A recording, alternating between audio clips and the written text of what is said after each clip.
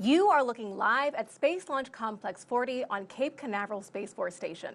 In about 47 minutes, the SpaceX Falcon 9 will launch PACE, NASA's newest Earth-observing satellite to help monitor our planet and its changing climate.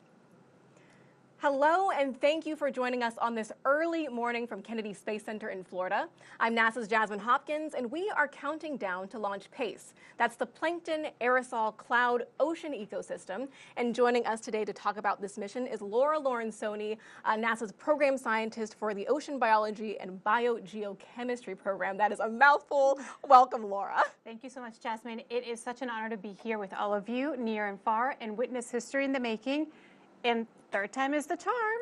Yes, third time is the charm. That's right, Laura. This is the third launch attempt for PACE after the first two attempts were postponed due to weather conditions earlier this week. But weather is looking much better today. We are about 95% go, and we are back and ready to try again. Launch is set for 1:33 and 36 seconds Eastern time. So how does it feel to finally be here for launch, Laura? So it feels unbelievable. We've been waiting anxiously all week for PACE to launch, and it is really, it's going to be an amazing launch. Night launches are just incredible, but this one is going to be just unbelievable because it's PACE, and it's going to be great on TV, but feeling the excitement here and just living this together is just amazing. Right, and we'll get to feel the rumble on the ground, all that good stuff. But Laura, you've been waiting for this for a long time. You've been working the mission 3 years, and some people have been working it for decades, right?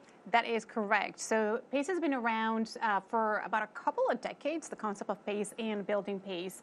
And it's really going to revolutionize the way that we look at our ocean and our atmosphere together. It's going to help us understand how these systems are changing. And this is really important. This is one of the reasons why NASA has such a strong commitment with Earth observations. Right. And, you know, I really want to ask, what are you most looking forward to seeing from PACE? I am most excited about what I don't know is going to come out of PACE. It's such a revolutionary satellite with groundbreaking instruments, and these data are really going to help us understand how the system, how the Earth system is interconnected.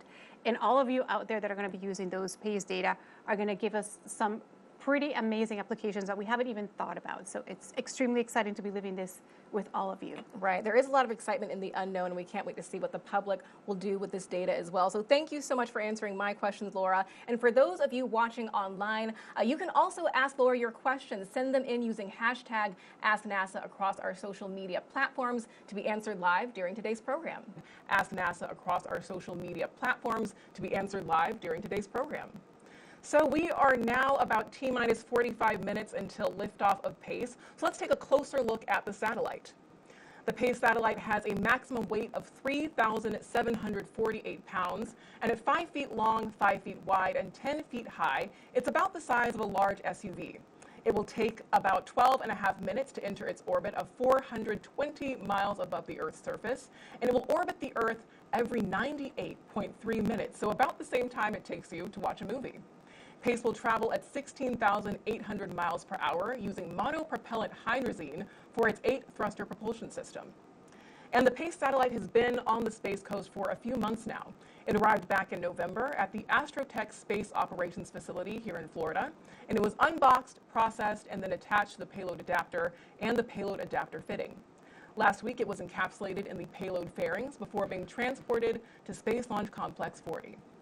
The PACE satellite is now poised and ready for launch.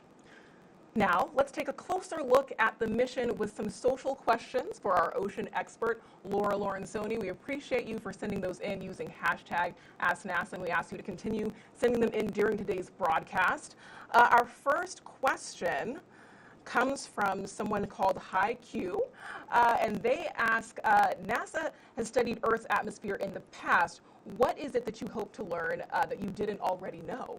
That is an excellent question. And one of the things that we're really looking to better understand is that relationship between the atmosphere and the ocean, and in particular aerosols. And so we know that the ocean produces aerosols, and these are also very important for cloud formation. And there are different types of aerosols. And so PACE is going to have 2 polarimeters looking at our atmosphere. And these aerosols are really critical for climate regulation. And it is one of the biggest uncertainties we have when we look at climate models. And these models are really, really essential for us to be able to understand where we are now and where we're going into the future. So PACE is really going to be able to help us better constrain our climate and understand what we should expect. Right. Thank you so much for answering that question, Laura. We have another one coming to us from Instagram. Armando_305 on Instagram asks, will these studies help us learn more about red tides? Excellent question, Armando, and absolutely. So PACE has one of the other, and it's the key instrument that PACE has is the ocean color instrument. And as the name indicates, it looks at the color of the ocean, but it looks at it in a way that is hyperspectral. And every phytoplankton, and these are the small algae that live in the ocean that are the base of the food web, they have different sizes and shapes, and they each absorb light differently. And this is like a fingerprint. And so by knowing what kind of species are there, because this is what PACE is going to enable, we're going to be able to know which is a good phytoplankton, which one is a misbehaving phytoplankton, and this is going to help us then better understand the distribution of harmful algal blooms and also predict where they might occur. Right. So, I mean, people online really want to know a lot about these tiny particles, these phytoplankton. So, Con Savvy on YouTube also sent us a question. He says, what kind of data does the phytoplankton on the surface give? So basically, it's light what we're looking at. And so this, again, these very particular light signals, the color is what we're going to be looking for. And we're going to learn more about that as we share this morning with you. Exactly. Yeah, a lot more to learn about these tiny phytoplankton microorganisms that live in the ocean. So clearly, there is a lot to unpack. There's a lot to know about this PACE mission. We ask that you please continue to send us your questions using hashtag AskNASA. But because there is so much to learn about PACE, Laura and I won't be the only ones that you hear from today. We also have NASA's Megan Cruz standing by at a nearby launch viewing location to introduce you to some of the key people behind this mission. But first, let's check in with our launch commentators, Daryl Nail and Mick Woltman over at Hangar AE. Thank you very much, Jasmine and Laura, and welcome into Hangar AE. I'm Daryl Nail, joined by Mick Woltman, guy who has 30 years plus of experience in the rocket industry, so we're glad to have your expertise here. Let's talk first about the weather. It was a big deal the past few days. In fact, it canceled a couple of launch attempts for the first two calendar dates that we had. Low pressure system came over the state, lots of wind, too high to go, but in the end, on the third day, well, we had nearly perfect conditions. We are more than 95%. Yeah, more than 95%. Absolutely. The last couple of days, it's been a 60+% possibility violation due to the weather. But as you said, it is cleared tonight. The weather looks really great. Launch weather officer briefed us just a few minutes ago, and everything is absolutely perfect for a launch early this morning. And there's a look at the rocket and the spacecraft on Space Launch Complex 40 out there at the Space Launch Complex, 40, a slick 40 as they like to call it. And you'll see the spacecraft at the top of the rocket. The booster is reused. We'll get a little bit more into that later on, but we are getting ready to flow propellants into the rocket. You can see some of the condensation from the tank farm for the liquid oxygen kind of blowing around there. We don't have any propellants in there yet, but we're about to go. You mentioned the weather. In fact, they dropped the weather brief that they do shortly before going with the propellant. So it's that good out there, folks.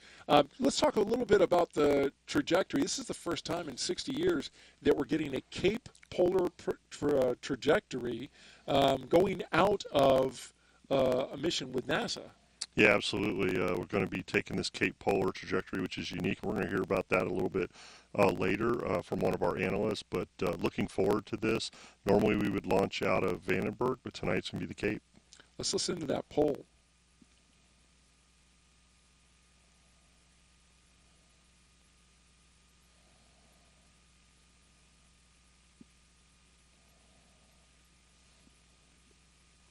Well, we did hear the poll by the NLM given at T-minus 44 minutes, and so that was good to go. We expect that these polls will get a go as weather is green across the board, and we've already checked with the spacecraft team. They're good to go as well.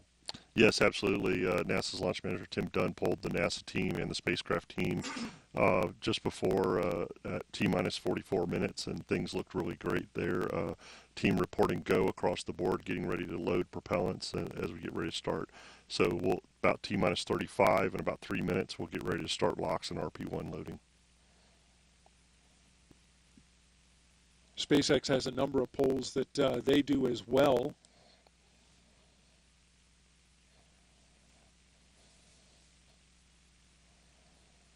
All of this counting down to propellant load, which happens at T minus 35 minutes and counting.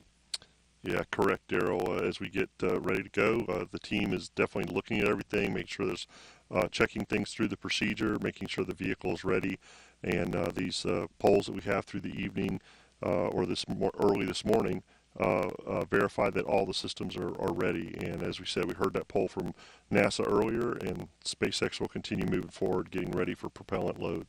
This is a unique trajectory. As we mentioned, Pace is flying today. The first time in over 60 years, NASA is flying a polar orbit from the Space Coast of Florida. I'm joined by flight design analyst Jimmy Smith with Launch Services Program. You did the flight trajectory for the Pace mission.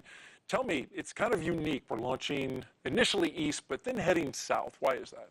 Yeah, so Pace is going to a sun-synchronous orbit, which means it's going to be a near-polar orbit at about 98.1 degree inclination. So we have to launch east and then dogleg to the right to make it to our inclination target. Now, we get into this orbit pretty fast, only 12 minutes, and you're separating off the rocket. Yes, we are direct inject to the target orbit, which means we just have one long burn, about a 7-minute burn of the upper stage to get us to the desired orbit. And it's a steep climb on the way out. Yes, so by the time the upper stage of the vehicle gets to around the West Palm area, we're already at 180 miles up. And then by the time it crosses over the Homestead to Cuba area, it's already beyond the altitude of the International Space Station. Most launchers know as the rocket takes off east, you kind of lose sight of it as it disappears on the horizon. But this is going south. Will people along the coast of Florida be able to see it? Yeah, so especially people along the Space Coast will have a really tremendous view of the rocket's ascent and pitch over to start heading south, and then also the return to launch site of the booster. People as far south as West Palm should get a pretty good view. Yeah, if you haven't seen a booster come back, it's always It's a pretty pretty cool show. Jimmy Smith, thank you very much for explaining that for us. Thank you. Back out to the pad there, the Falcon 9 rocket. Standing ready for propellant load in just about 30 seconds from now. Yeah, while you were talking to Jimmy, we heard SpaceX Launch Director Charlie Meyer give instructions to the team getting ready for propellant load, Daryl. And as he gave those instructions, everybody looked like they were ready to go. So we'll start RP1 and LOX load here in about 10 seconds.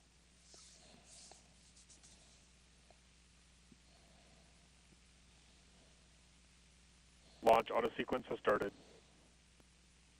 And there is the call.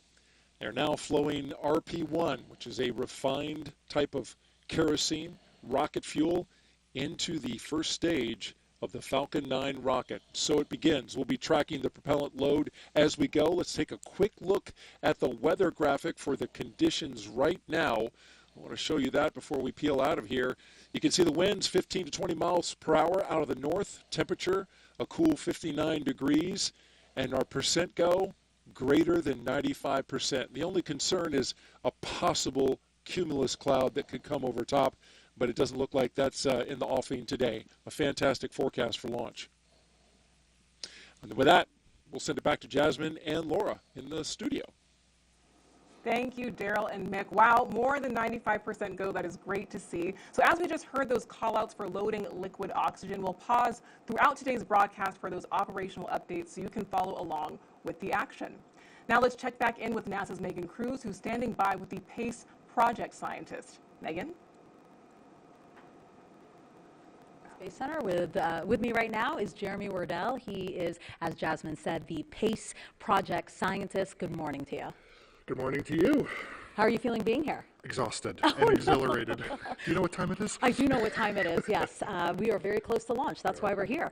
So yeah, talk to me about how important are our oceans, which are beautifully depicted on your shirt, actually. Thank you for appreciating that. Oceans are incredibly important. They produce much of the food that we eat and the oxygen that we breathe, but they also regulate climate and weather. They provide compounds used in medicines. They provide for our economy through jobs and recreation. We know they're changing with Earth's warming climate. But there's so much left we have to discover and to study, and there are things that are happening on daily scales that affect our everyday lives to generational scales that affect the quality of the lives of our children. Right. So then what will PACE reveal to us about the oceans that we don't already know? Its reason for being primarily is the study of this amazing microscopic, mostly invisible living ocean. Target are phytoplankton. They operate just like land plants, but they're these beautiful teeny tiny algae. Convert carbon dioxide into cellular material that provides the base of the food chain. Sometimes that carbon gets sequestered or stored in the ocean for millennia. Reason we really care about them is we know that they're changing, and there are beneficial ones that feed fisheries, there are harmful ones that close beaches, contaminate drinking water. But the ocean is big, right? So we need the vantage point of space to study them. Perfect. So today we are really great at saying, I see phytoplankton. In an hour, we'll have tools in the toolbox to tell you what communities are there. I love that. And we're not only focusing on the ocean, PACE is also looking at the Earth's atmosphere. Exactly. The ocean and the atmosphere are super interconnected, and you can't understand one without understanding the other. So PACE will provide these beautiful direct measurements of clouds and atmospheric aerosols, which are anything that range from pollen to sea spray to volcanic ash. You care about this because they inform on air quality, on short scales, and on long scales. You want to understand how clouds and these teeny tiny aerosols are warming and cooling our atmosphere. Yeah, I love that we're going so far up the vantage point of space, like you said, to see this teensy bit of things that really help us understand our Earth. That's right. You heard me right. From 400 miles above Earth, we're going to see the microscopic ocean and atmosphere. Great. Jeremy, thank you so much. I do know that you're tired, but I think it'll be worth the wait to stay up and see the launch today. It was worth it so everybody could see the shirt. Awesome. Thank you so much. I Thank really you. appreciate you being here. Appreciate it too. Back to you, Jasmine. Thank you so much, Jeremy and Megan. So as you just heard, once PACE is in orbit above the Earth, it will help us observe plankton, which are tiny organisms that live in the ocean. So let's take a closer look at how these small life forms are having a big impact on the planet.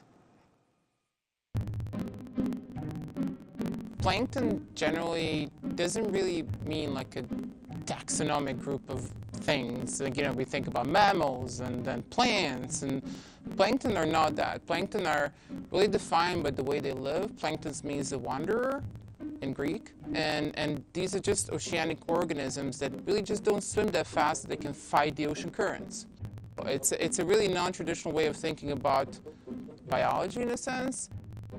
Plankton we can define traditionally in zooplankton, so something that is kind of more animal-like, and phytoplankton, something that is more plant-like. All phytoplankton does is what we call photosynthesis. They take carbon dioxide and carbon in organic form, capture some of the sunlight, and then produce carbohydrates, or just simply said sugars. They now are carrying that sun energy and push it into the food system of the ocean. And while they're doing all that stuff, they also produce the oxygen. So opposite from us. We inhale oxygen, exhale carbon dioxide. So that's why they're really important. That's why we love them so much. And that's why they're like really crucial for the whole life on the Earth. Phytoplankton itself, its diversity is gigantic. I think there's like 10,000 species, and each of them has a specific role. Why is there so much diversity in something that is so teeny tiny? It's fantasy, science fiction, and horror comes together. I mean, it's just so beautiful.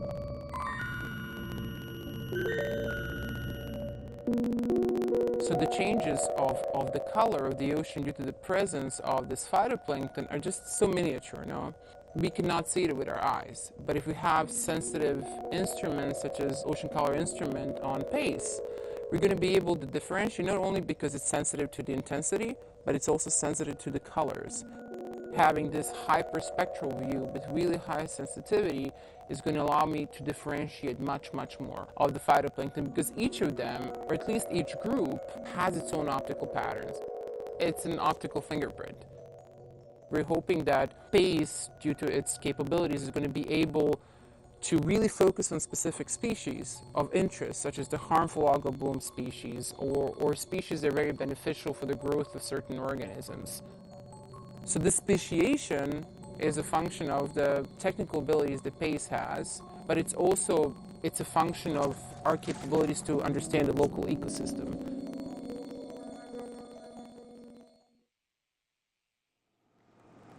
Joining us now live in person to talk more about phytoplankton is NASA oceanographer Ivana Sejtinic. Thank you for being here. Thank you for having me. Of course, we're really excited to have you. So as you know, the space coast of Florida sits on the Atlantic Ocean. So you took a field trip down to the water to get a phytoplankton sample. Can you walk us through what you did?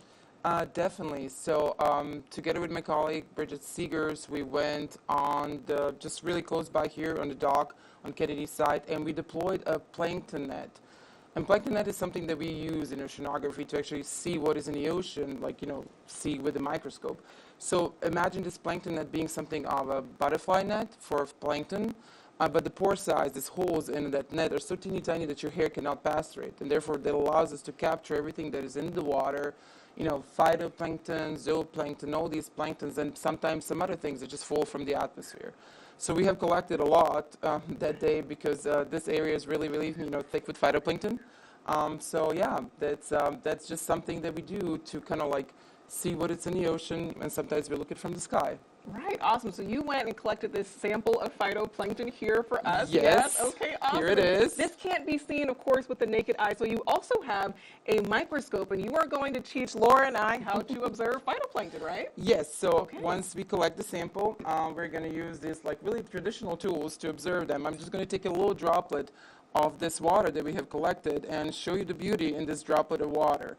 Awesome. Pretty simple. You go there, you pick up some water, you put it in a microscope slide, put this inside, we don't need this anymore, and I'm going to slide it under, and we're going to see what we're going to see, I don't know, some magic maybe, some party people. Yeah, okay. Oh, wow, okay, very nice. Okay, oh wow, Yeah. Something. Okay, so what you're seeing here in the middle of this line, it's called a diatom.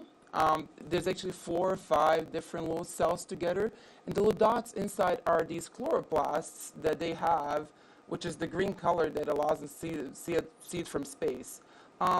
Usually I would expect some runners running around here, which are little flagellates, which are sometimes animals, sometimes plant. They can do both things. But these guys in the center are really fascinating because these are the type of phytoplankton that lives in a glass shell, and they're really, really good for carbon export. Right. So, yeah, really fascinating. Yeah, that really is fascinating. Our audience out there, they have a great view on screen. We have a beautiful view right behind you too, Ivana. So as we're kind of looking in this jar, we see, this kind of dirt or something at the bottom there. It actually has color, right? So where does that color for the phytoplankton come from, Laura? It's within the different phytoplankton species, and so each phytoplankton has a different size, different shape, and different pigments, and so that is what sets them aside from one another, and that's just like a fingerprint. And this is where PACE is so critical, because being able to see the entire spectrum from the UV to the near infrared at such a fine resolution, it's going to be able to help us pick out what kind of species are in different types of water, what is the community composition, which is really critical for a number of functions that our ocean performs for us. Right, so before in the past we could kind of see that there was something there, now we can identify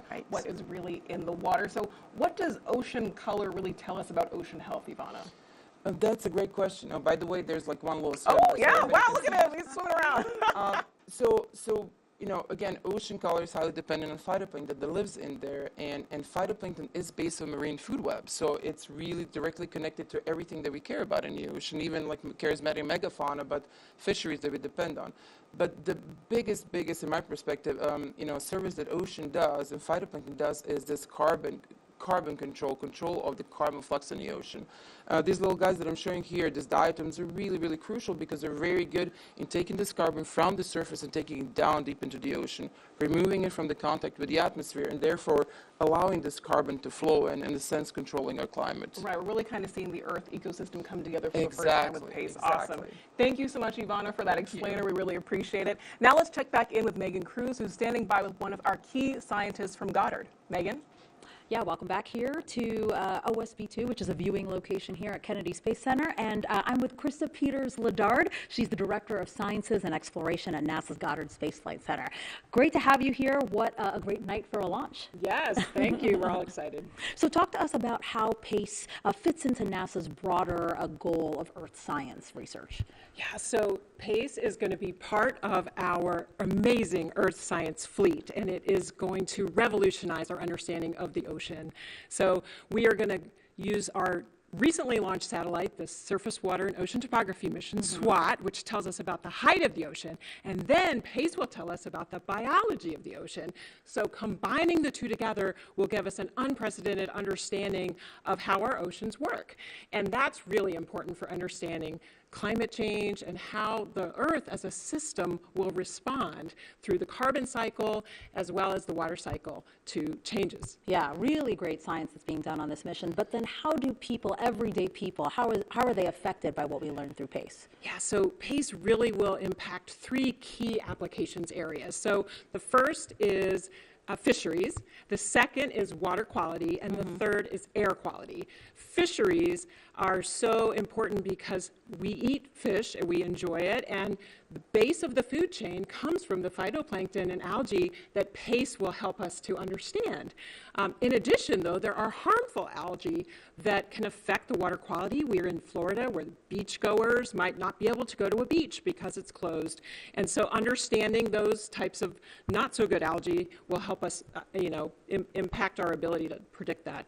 And then finally, air quality, right? So when wildfires happen, the dust and the smoke transports downwind. And so the aerosol measurements from PACE will help us to know where it is, how much is there, and then how much might impact downstream people. Krista, really quick, what's next after PACE? PACE really sets us up for some really great science in the future. Oh, yes. So the technology and science from PACE will feed into our next initiative, which is the Earth System Observatory. And being able to use those technologies from aerosol and clouds, understanding our Earth as a system, will help us to predict the future and how climate and the Earth system will react. So it's great. Krista, thank you so much. I can feel your excitement. I really appreciate you being here. Yeah, thank you so much, and go PACE. Jasmine, back to you.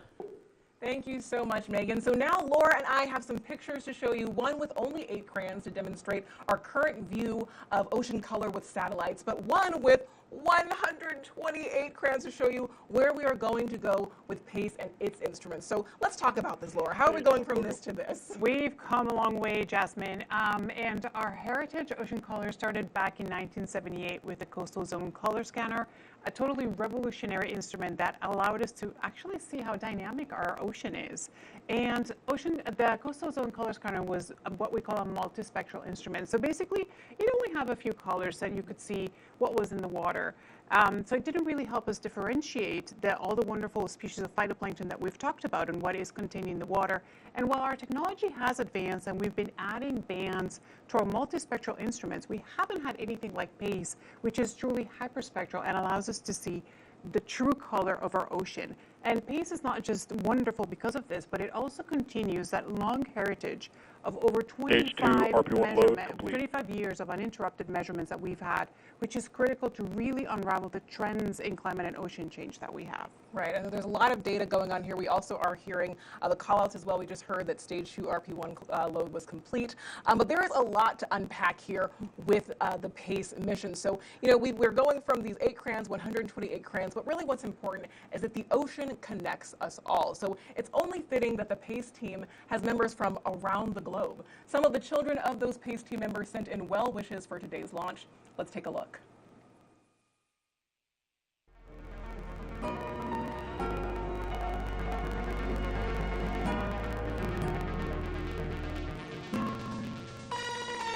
Mucha suerte, PACE. ¡Viva PACE! ¡Yay! Mucha suerte a todos los del proyecto PACE. Buon viaggio, PACE! Boas PACE. Setan pour PACE. Boa sorte, PACE! 데레 수박가마나 PACE!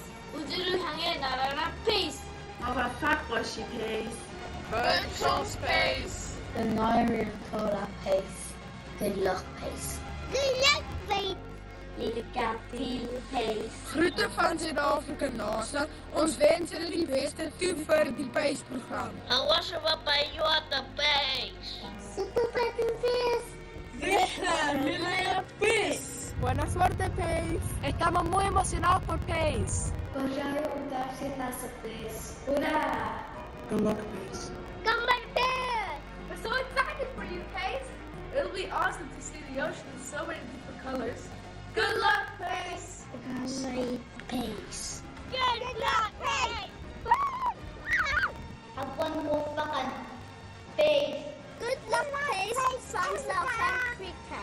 Aliyah Bitihia, PACE. Selamat maju jaya, PACE. Estamos muy emocionados por PACE.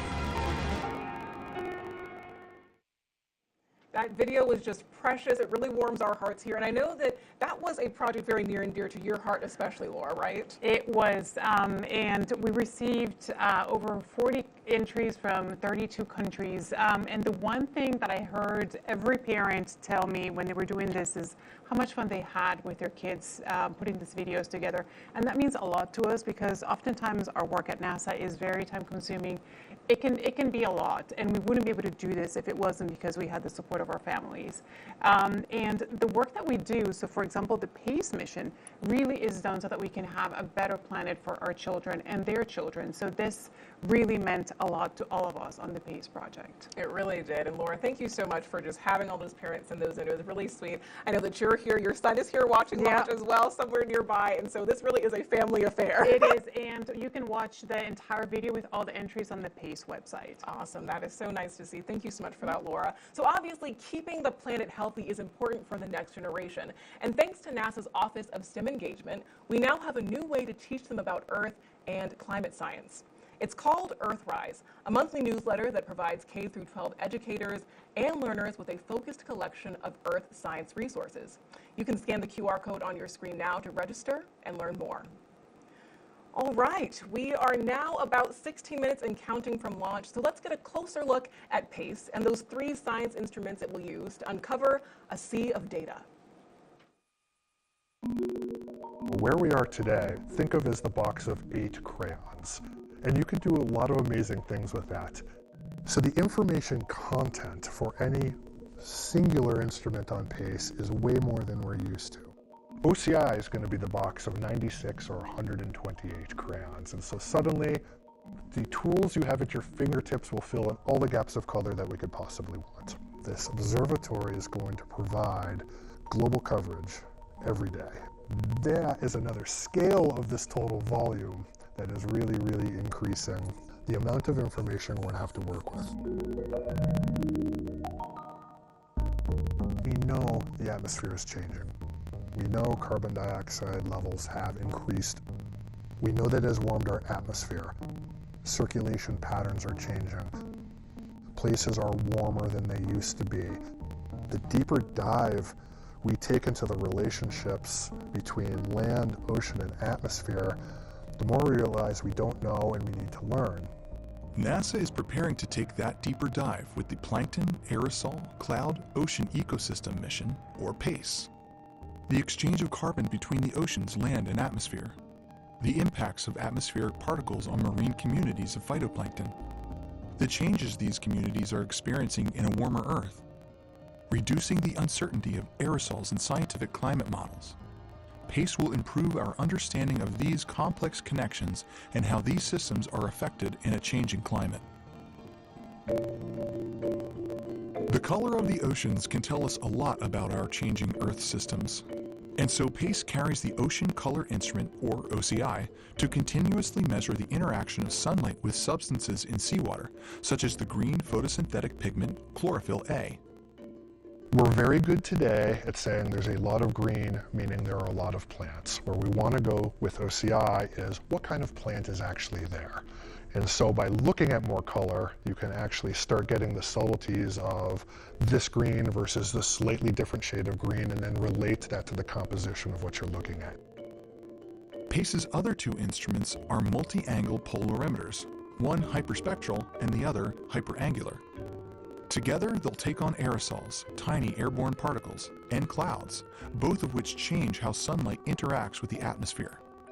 The data from PACE will help scientists reveal complex relationships that connect the atmosphere, ocean, and land in ways that help explain changes we see in our own lives, and in ways that impact generations to come. The data from PACE could be used to inform industry and policymakers. To learn more about that, let's bring back NASA's Megan Cruz, who's standing by with one of NASA's lead scientists. Megan?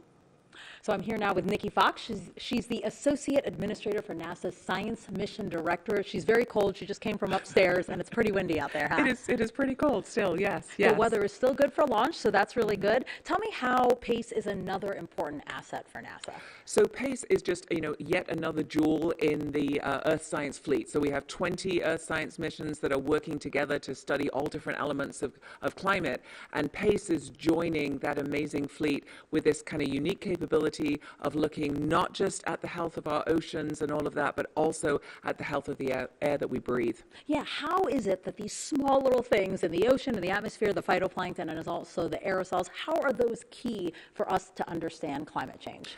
So actually, because phytoplankton are just these amazing little beasties, they're about half the size of a human hair. Wow. They're tiny, and yet they actually they take about 50%. They produce about 50% of our oxygen. They take carbon dioxide out of the air.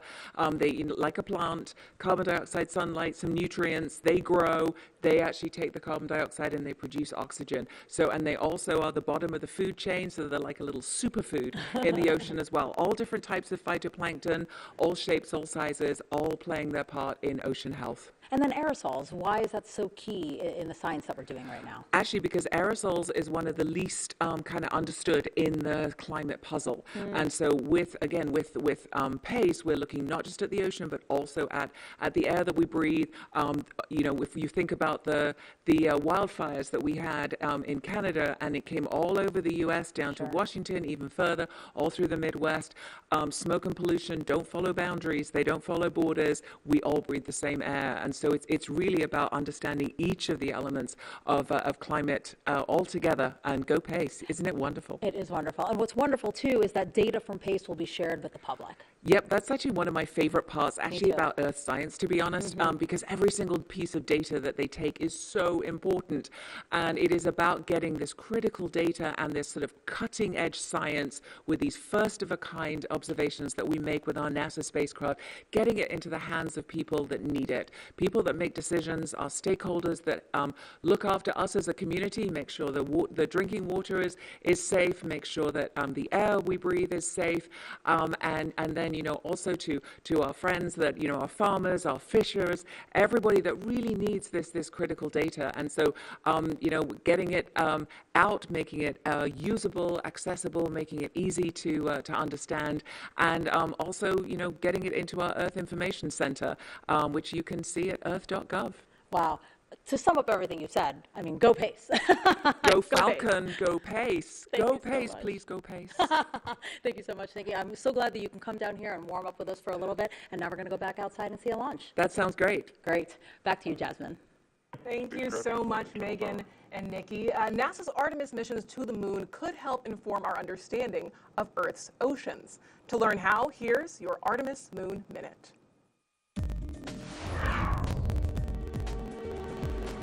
Observing and monitoring the world's ocean from space requires very accurate measurements. And in the harshness of space, measurements from instruments in orbit can drift in accuracy, impacting the quality of satellite observations of Earth. So, we turn to the moon for help. During NASA's Apollo era, scientists at the U.S. Geological Survey used lunar samples to develop the concept of lunar calibration, which uses the moon as a benchmark for fine-tuning the accuracy of satellites observing Earth. And NASA's Artemis missions could provide new data to further improve the accuracy of lunar calibration for satellites. NASA's PACE mission will take regular measurements of the moon to make sure its instruments continue to provide accurate data needed to understand how the Earth's atmosphere and ocean are changing. That's a look at your Artemis Moon Minute. So Laura, let's talk about that lunar calibration we just mentioned. How often will PACE take those measurements of the moon? PACE is going to be looking at the moon twice every month, and it's important to realize that we've been using lunar calibration for a long time. CUIPs, MODIS, and VIRS, all of these top-of-the-art sensors that we've used to look at the ocean so far, all have looked at the moon, and the moon is really important to make sure that we continue to have that high-quality data that is coming from our sensors. Now, that's really neat to see that, we're actually using the moon to get a better view of Earth, so thank you so much for that, Laura. All right, so now we are only about 8 minutes and counting from liftoff. So let's take a look back at Daryl and Mick to walk us through the final moments of the countdown and liftoff. Take it away.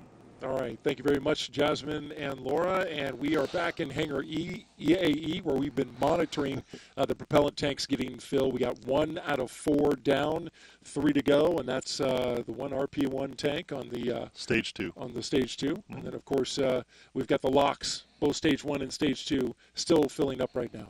Yeah, Stage 1 RP1 is almost complete. Team is continuing to fill the commodities in there and get ready for engine chill and preparations for launch this morning. But so far, things are going really well. And there you see the Falcon 9 out at the pad, Slick 40, as the propellants are flowing in.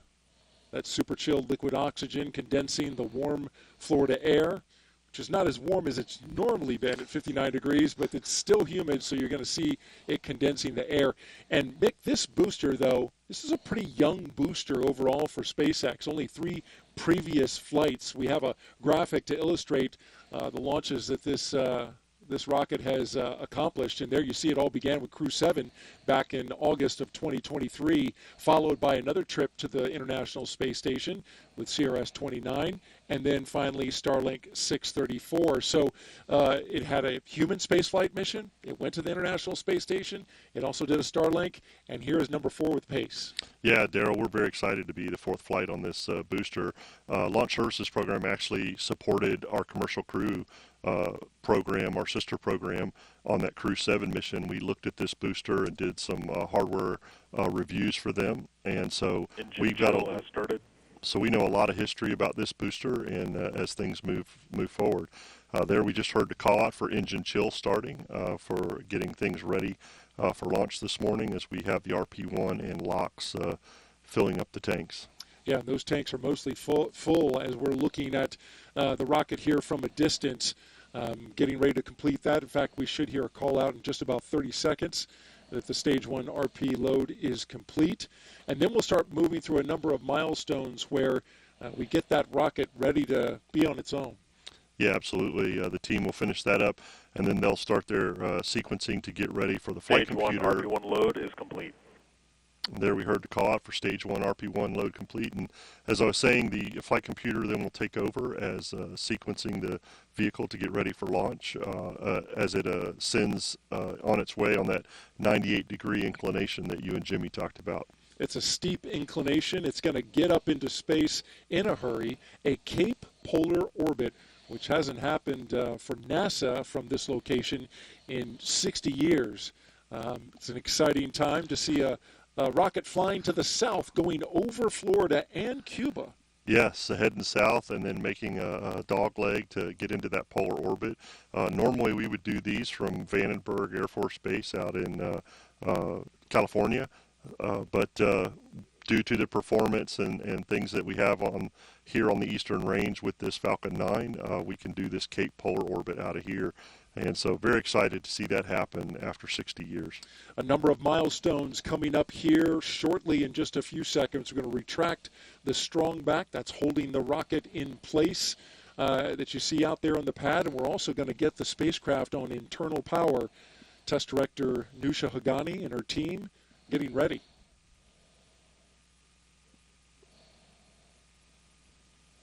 Falcon 9 tanks are pressurizing for strong back retract.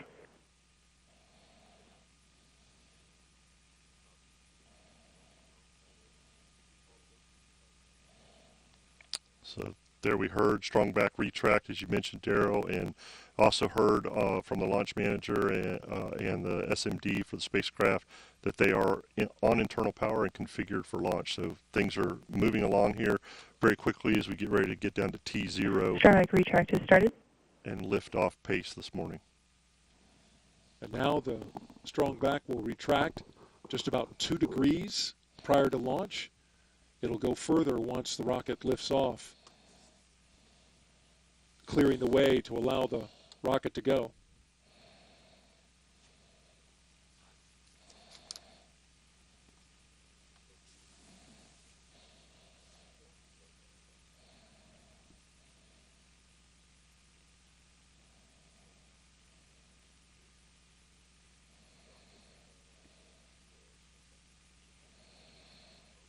waiting check out from LD, the NLM. this is NLM on countdown net.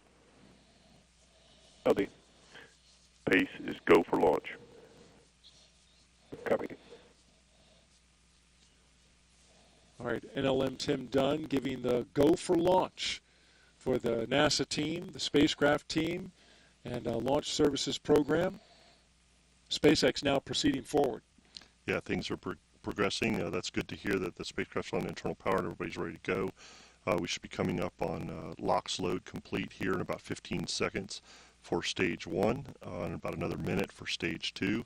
But as we're looking at the data here in front of us, Daryl, here in Hangar AE, things are progressing very well, and the team is performing admirably this morning, getting this vehicle ready for liftoff at 1:33:36. The final Stage fill. 1 LOX load is complete. There you go.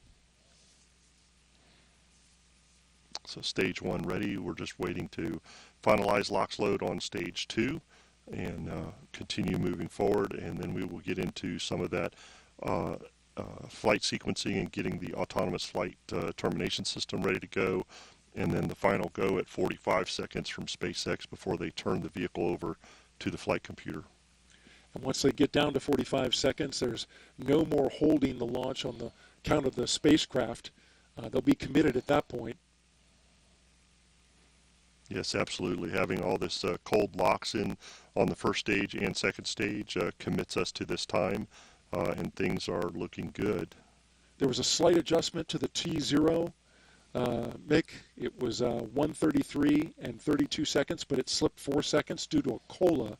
Real quickly, why is that? Yeah, Stage 2 LOX load is complete. Over here, stage 2 complete, so that's a good sign. But the COLA is our collision avoidance analysis that we need to do to make sure we don't hit something that's in space already as we lift off and ascend this morning. And the original time, as you said, was 1:33:32, and we had 4 COLA conjunctions this morning for those seconds, so we went to the next ground gas closeouts. Next second that we could, and that put us at that 1:33:36. So things were able to adjust very quickly for the 4 seconds and get ready for launch this morning. And you see the large plume, the large cloud coming around the Falcon 9 rocket, and that's the venting off of the liquid oxygen in the line that runs up to the second stage. Proceeding now, T-minus 1 minute and counting until liftoff of Pace and the Falcon 9 rocket. Falcon 9 is in startup.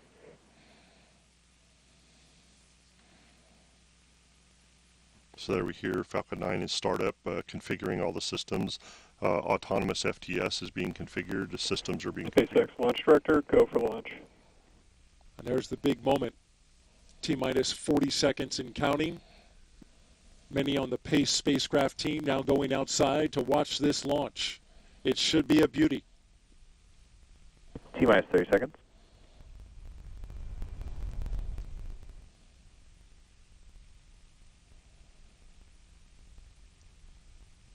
All systems are go. Getting down to the final seconds. 15 seconds. T-minus 10. 10, 9, 8, 7, 6, 5, 4, 3, 2, 1. Booster ignition. Full power engines and liftoff of the Falcon 9 and Pace, helping keep pace with our ever-changing ocean and atmosphere. Stage 1 propulsion is nominal.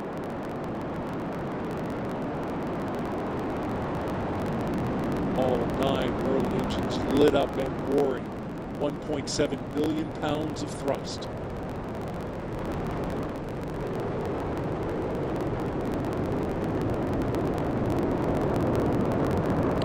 chamber pressures on the telemetry looking good there. Daryl, 9 engines performing very well.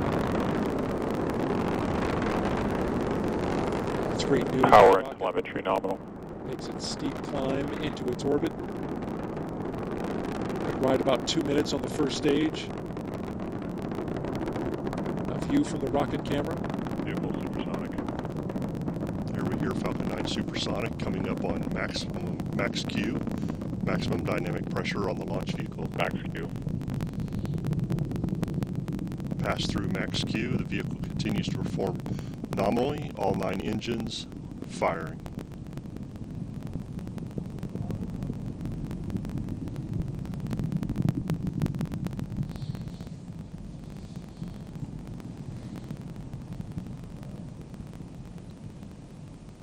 MVAC engine chill has started. Starting to chill the second stage engine to get that ready and bleed a little bit of LOX in there so it doesn't get thermal shock once they light it up. A view there, looking down the first stage booster. Getting ready to cut off the engine and separate. We'll have a number of milestones all happening quickly in rapid succession.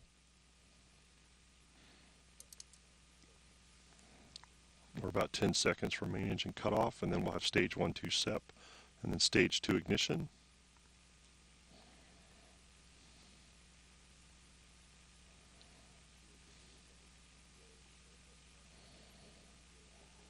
Nico. Stage separation confirmed. There it goes, the first stage of the rocket. Second stage now lighting up. Ignition. Stage 1 boost back startup. You see the glow of the first stage as it falls away. Excited to see that first stage come back here to landing zone 1 this morning. That will be great as stage 2 continues to perform. Getting that stage back here will be exciting. If you're here on the Space Coast and you're watching, get ready for a double thunderclap at just about T+7 minutes, 7 to 8 minutes. The double sonic booms of the first stage booster breaking the sound barrier as it returns to Earth. Stage 1 boost back shutdown. So now the first stage has positioned itself on a return trajectory back here to landing zone 1, which is only a mile or so from our location at Hangar AE. We get quite the thunderclap. Yeah, always love to hear the landing zone back here when we're in the hangar. We're about 10 seconds away from jettison fairing of the payload fairing, exposing PACE to the atmosphere. This is a big moment for the spacecraft team.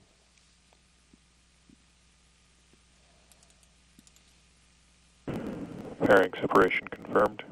Looking inside, there go the fairings, revealing the PACE spacecraft to the elements. Now PACE will seek to get a signal on the TDRS satellite for our first acquisition of signal. Yeah, this will be a downlink of a low-level signal on the TDRS network, utilizing the telemetry network to verify that PACE is the transmitter is on, and then they will continue monitoring the spacecraft until separation, and then be able to get their data once they get power positive that we'll see later. And in that moment you just described, that time period that you just described, they'll only be monitoring data coming from the PACE satellite. They will not be sending any commands in. Absolutely. Nothing until the spacecraft separates from the stage 2. The spacecraft team will just continue to monitor the health of the spacecraft using the TDRS network and looking at the telemetry. Everything so far on second stage is performing very well. Looks good on our trajectory.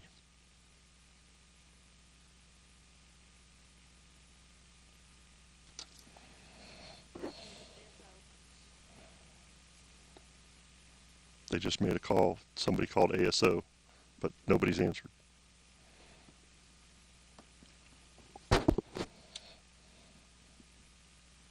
And there's a shot from the first stage booster as we're coming back down to the Cape.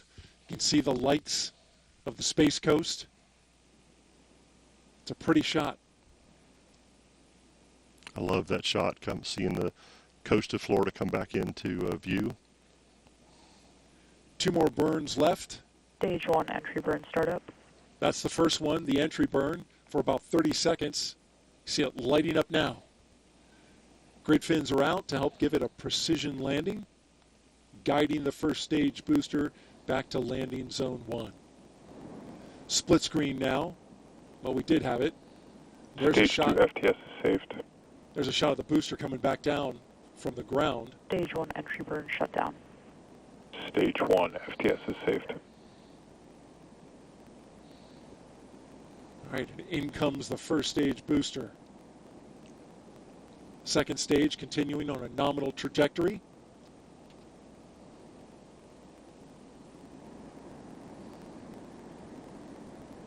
You can probably see us in there somewhere. I love that view at night too. To see it'll be really nice to see that as it gets closer. The coast of Florida as we come up on landing zone 1. Stage 2 continues to perform nominally on a great trajectory for stage 2 as spacecraft continues to look very well during this flight.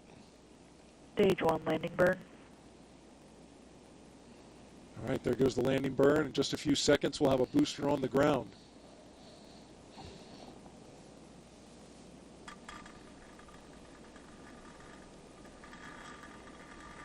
A look from the ground. We hear the thunder here at we Hangar hear those AE. double claps. Landing leg deploy. Here she comes.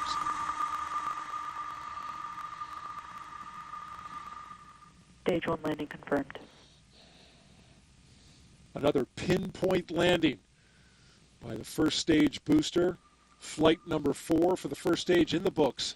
Second stage continuing to burn on a 7.5 minute direct inject into orbit. This will be a quick ride, Mick. Very quick as it continues to perform very well. We're looking for this to continue firing, and we will get second stage cut off at around T plus 10 minutes, but things look very well on the telemetry. Vehicle's performing very well, and MVAC is nominal. The second stage on a Cape polar trajectory hasn't been done by NASA in the past 60 years. SpaceX, though, has done it 11 times. This would be the 12th.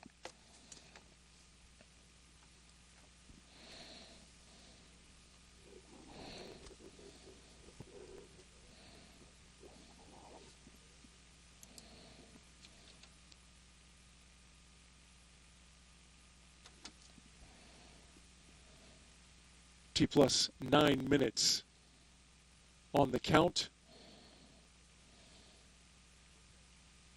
Just about 3 minutes left.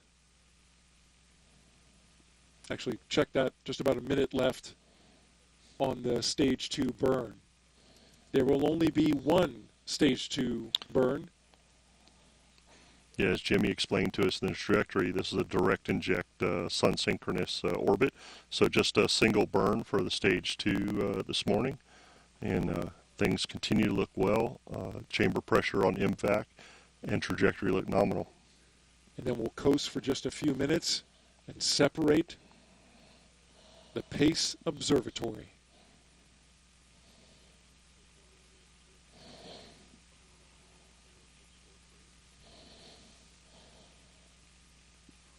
Standing by for stage 2 cutoff, known as SECO 1.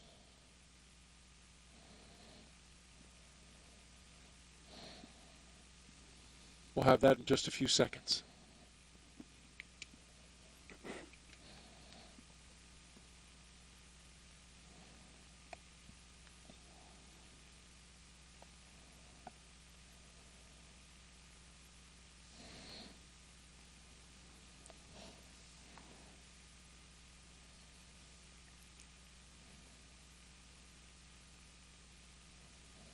MVAC shut down. All right, there you have it. And we're going to coast for a few minutes and take a look at the forward-facing camera so we can see the Pace spacecraft, which is being monitored by the spacecraft team.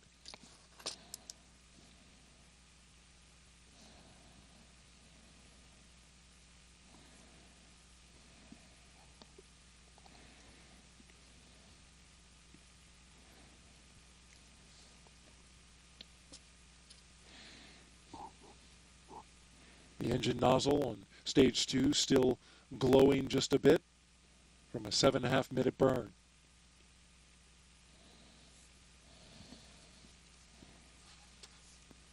The all telemetry on stage 2 looks nominal for the flight. Looks like a very good stage 2 performance so far. So we'll see how things go as we get ready for spacecraft separation. Now just about 1 minute away. This is a big moment for the PACE spacecraft team, one in which they're holding their breath a bit. There you see PACE now. I love that camera view from the front of the stage 2, looking at the PACE spacecraft out there in that dark space right now. Things are looking really well, and I love that. Love to see that camera view. Dark indeed, as they launched into an orbital eclipse. So PACE has no sunlight on it, as you can see. But the hope is once they get those solar arrays deployed, a critical moment, they're going to be looking to get power on it. There goes PACE. Payload separation confirmed. Off into space on its own, flying free.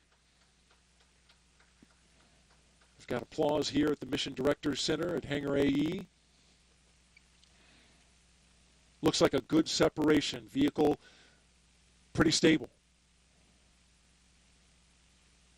Yeah, launch vehicle performed very well today, and glad to see PACE separated. We've got a few more milestones that the team will be working on to get PACE to power positive. Hopefully we can have this view for a bit longer. You see stacked to the right side of the screen, the 3 lines. Those are the solar arrays. It's a 3-panel array. And once the guidance and navigation control system senses that it's got basically nulled the rates, the spacecraft is stable, it'll start to deploy those solar arrays.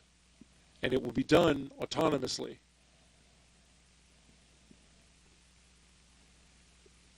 It's dark out there, so we're starting to lose our view.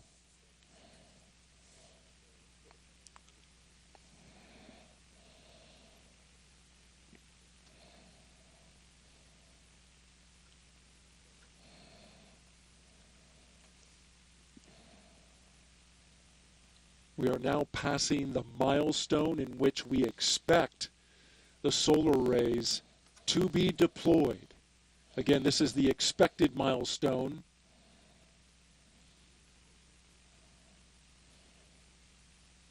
It's dark out there. Again, no sunlight.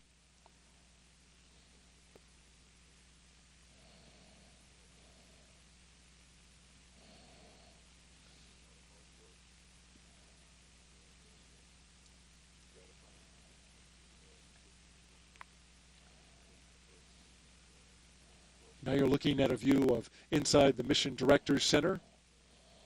That front row there, staffed by the team from the Goddard Space Flight Center as they look anxiously at their monitors.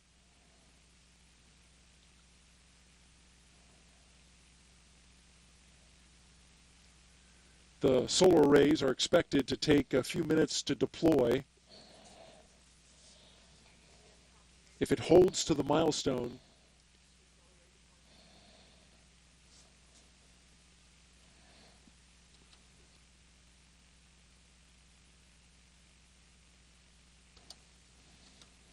and so we just got word that they have confirmation the solar array deploy has begun. Again, solar array deploy has begun for the spacecraft. It's a 3-panel array. It's a critical milestone. And what goes hand in hand with that, Mick, is for the GNC, the Guidance, Navigation, and Control, to get that spacecraft and that solar array sun pointing. Can't do it yet because there is no sun in its current state.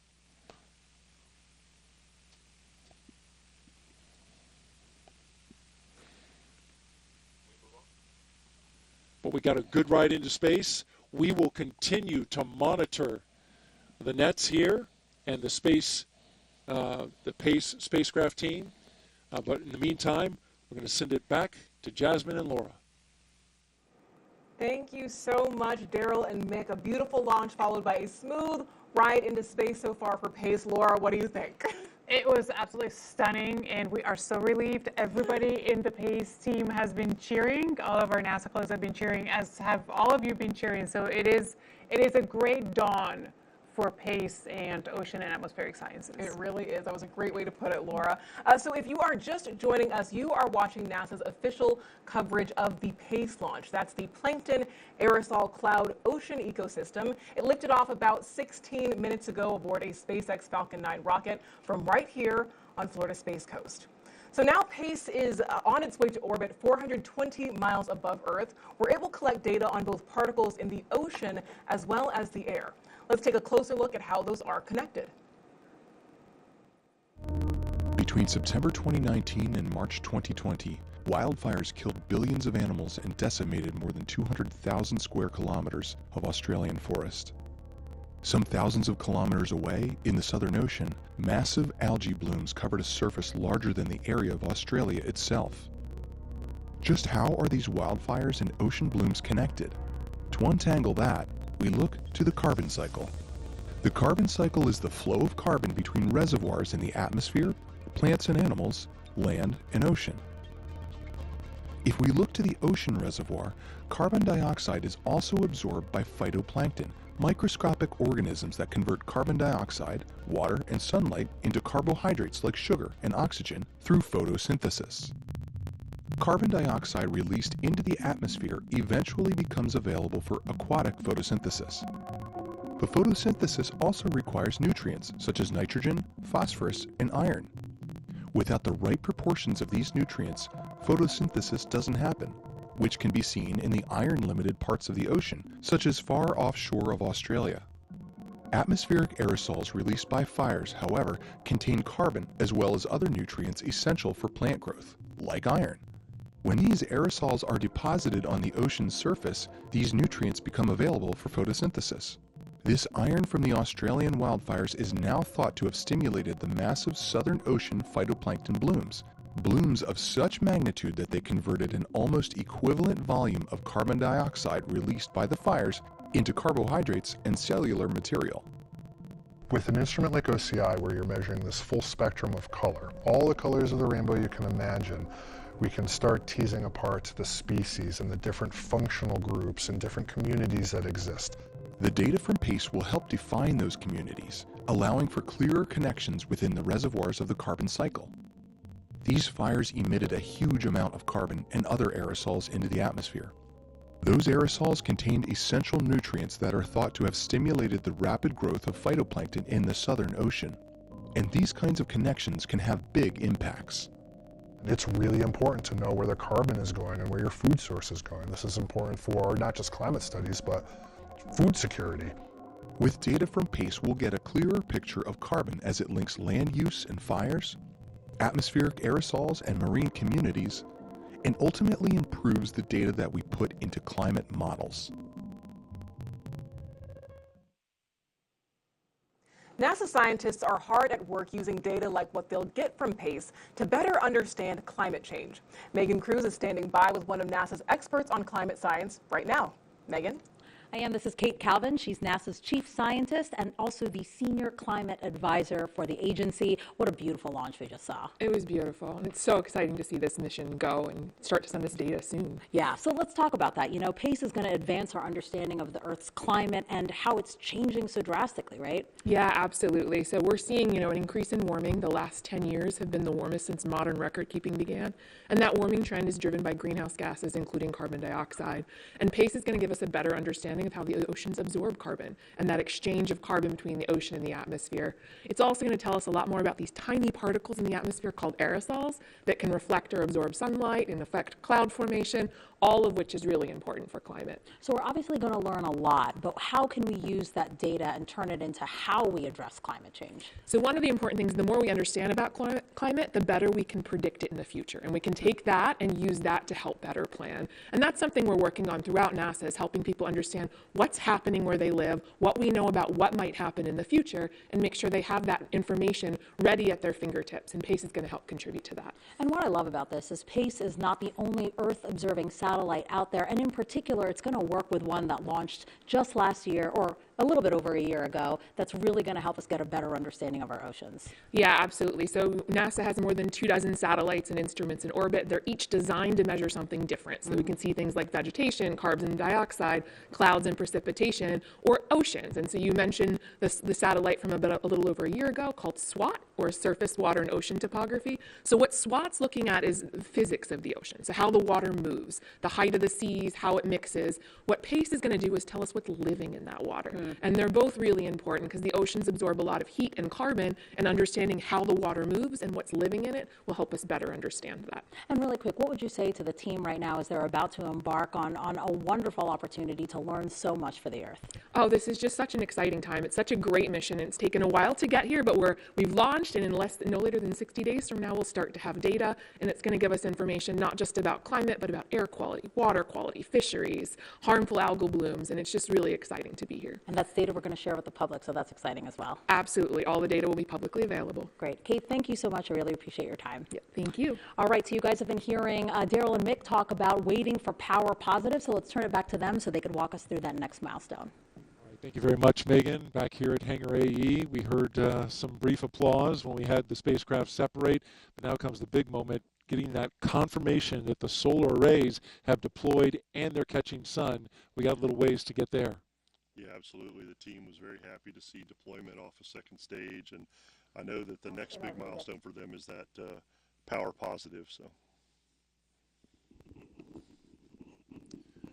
All right, there you see a look inside the Mission Director's Center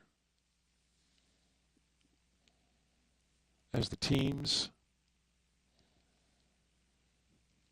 wait for that telemetry to come in from the PACE Observatory, which is flying free now, T plus 23 minutes and counting.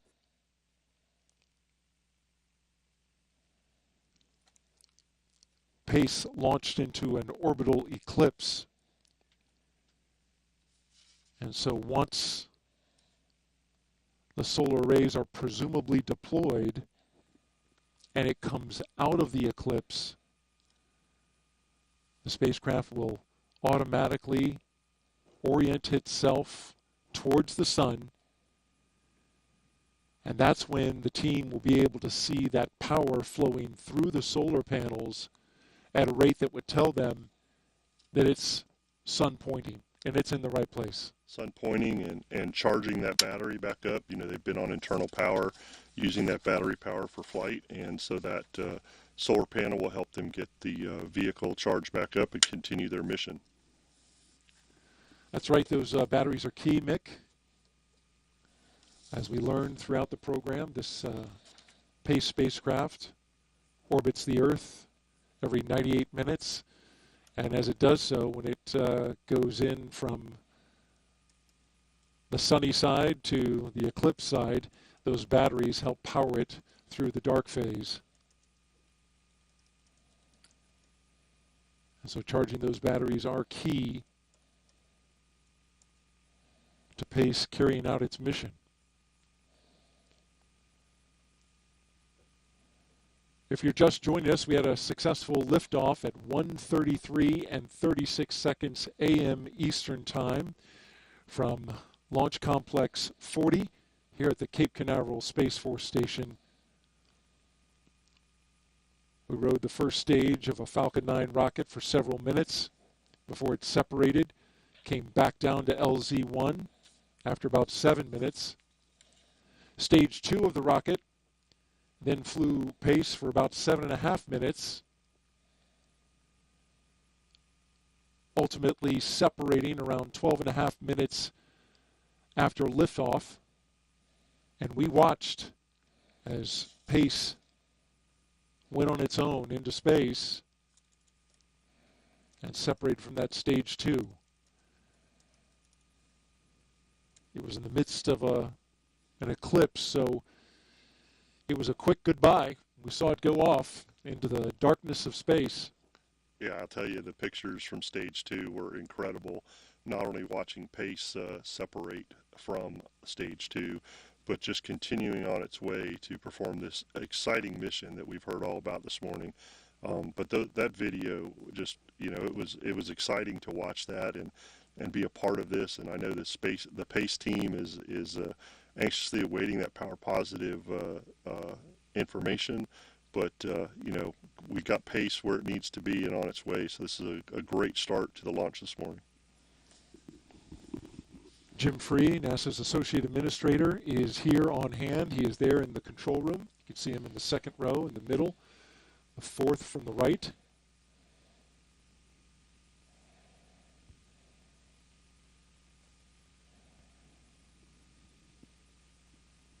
All along the first row, the teams from the Goddard Space Flight Center.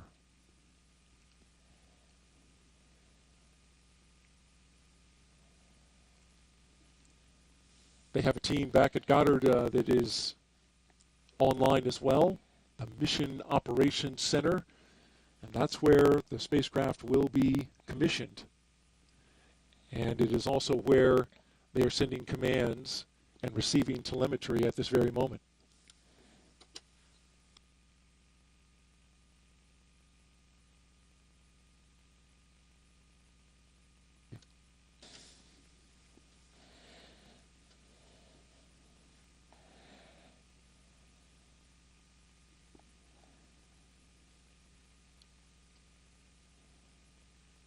I spoke to PACE Test Director Nusha Hagani, and she relayed to me that this is these are some tense moments.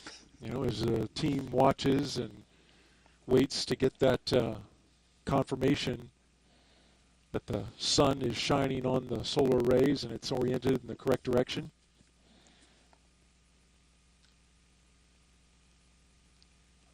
Once they get that confirmation, you know, I'm sure we'll see a reaction from the team.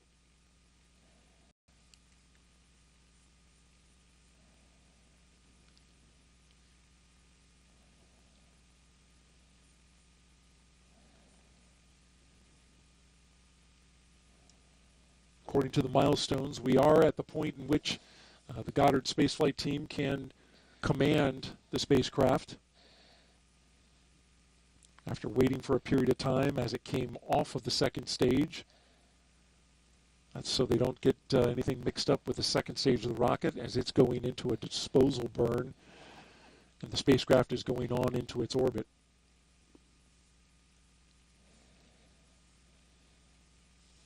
T plus 29 minutes and counting.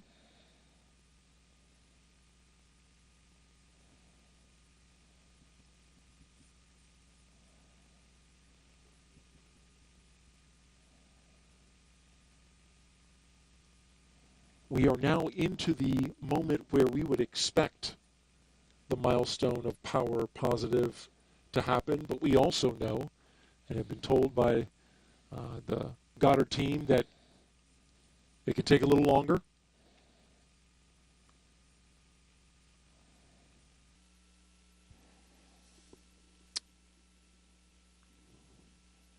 Yeah, Daryl, I know as the spacecraft team is waiting for this information, the launch vehicle team has been doing a quick look on how Stage 1 and Stage 2 performed today, and so far everything is reporting in as perfectly performed launch vehicle today. As we saw in the video spacecraft step, Falcon 9 delivered PACE where it needed to be. So that's good news on the quick look of the launch vehicle. And I know that the PACE team is excited to be where they are, just waiting for that power positive confirmation. Great report out there, Mick. And as PACE was delivered to an orbit 674 kilometers, about 400 miles above the Earth's surface.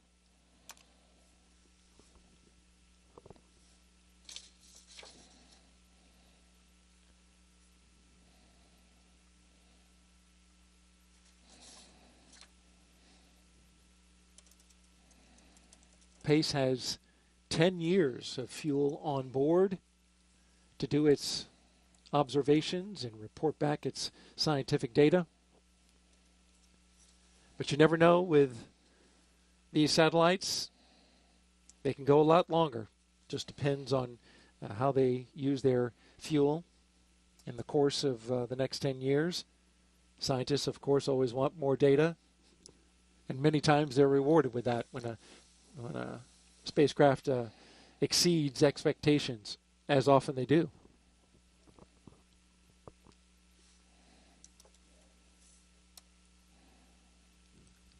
Again, if you're just joining us, we are awaiting confirmation of a milestone called power positive. That milestone means that the PACE spacecraft has oriented itself into the sun and deployed its solar arrays fully so that it's getting power on all 3 panels so that it can charge its batteries and begin turning on the scientific instruments. T plus 32 minutes and counting.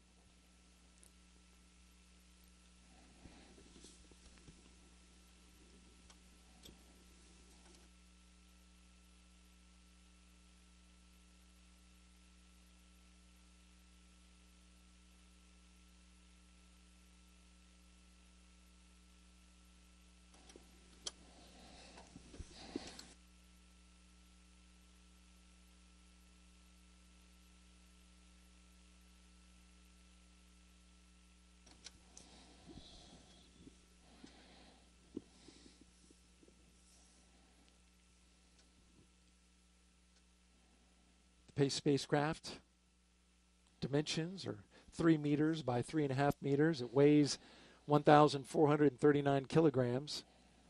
Has a 3-panel canted solar array. And that solar array is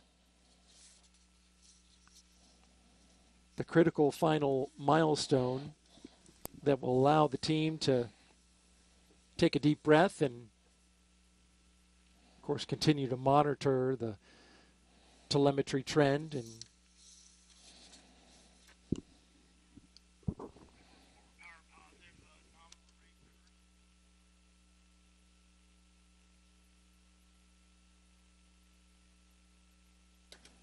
all right, you can see the applause there in the Mission Director Center. The spacecraft team happy to report that they have power positive on the PACE spacecraft. Again, the final milestone, power positive on the solar arrays on the PACE spacecraft. That's great news.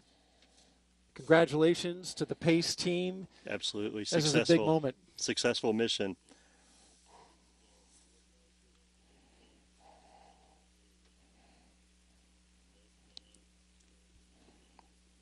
There we go. Excellent news. Spacecraft's happy. We saw some clapping. Things are going great. PACE is on its way. Power positive. That is a successful mission for PACE. And just to recap, we launched at 1:33 and 36 seconds a.m. Eastern Time from the Space Coast here, Space Launch Complex 40. We rode the Falcon 9 for about 7.5 minutes and then got into space. We watched PACE separate about 12 minutes after that, Mick.